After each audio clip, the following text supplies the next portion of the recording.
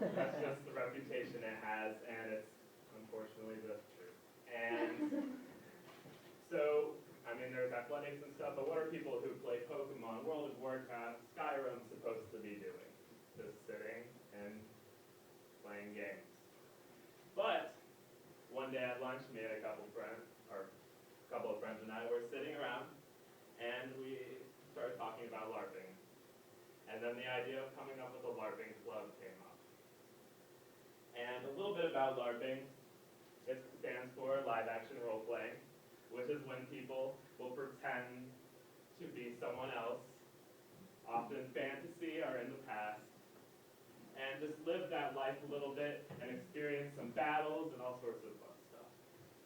And of course at first, we weren't sure about it. We thought maybe 20 people would show up tops to this thing.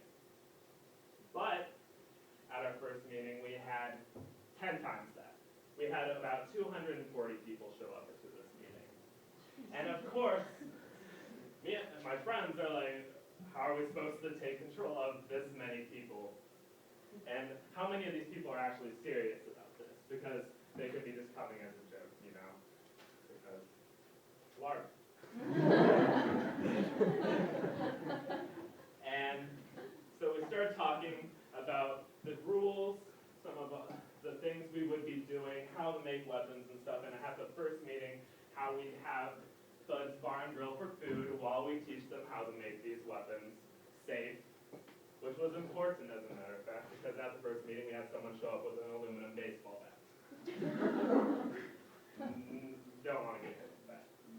And it actually turned out to be pretty successful, and this is actually some of the footage of our first LARP. Oh my God. We had about over 100 people show up to this thing. And it's just a thrill. And there we have magic, which I'll go over in a little bit. And my brother's here in a second. I just wanted there he is. All right, okay, stop it. All right. So that was a little bit of what it was, a little taste. Okay, a little bit about how our system works. Anyway, okay. What happened was we just started with a basic rule set. If you hit someone in the arm, they lose an arm, and things like that. We had 4 different races. We had orc, dwarf, paragon, and human. And the orcs and the dwarves were together, and the humans and the paragons were together, good versus evil, etc. And they would just clash.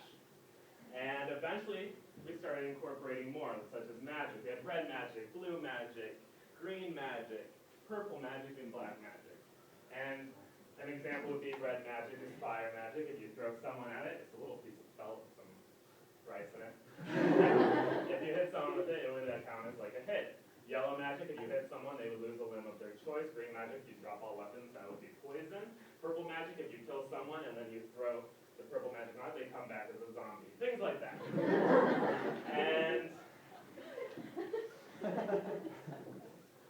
And what we saw was people being more creative than you could ever imagine. People you wouldn't expect to be doing these sorts of things.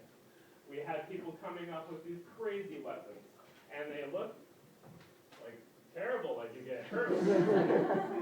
But in fact, it wouldn't hurt, because what happened is we started with just a piece of tubing, and then we put a noodle on it. That's pretty much the basic thing. But then we started getting like intricate, like fiberglass, cutting up foam and putting it over and adding a little bit of duct tape, and you start coming up with things like this, which is awesome. If you can't tell what it is, it's the Assassin's Creed.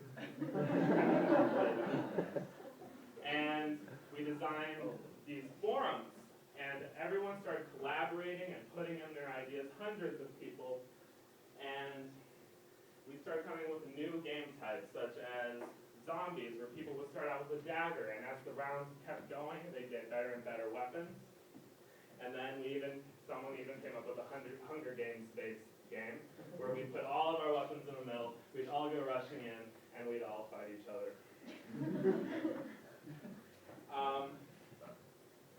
And in conclusion, I'd like to say, be creative. If you have an idea, go with it. You have no idea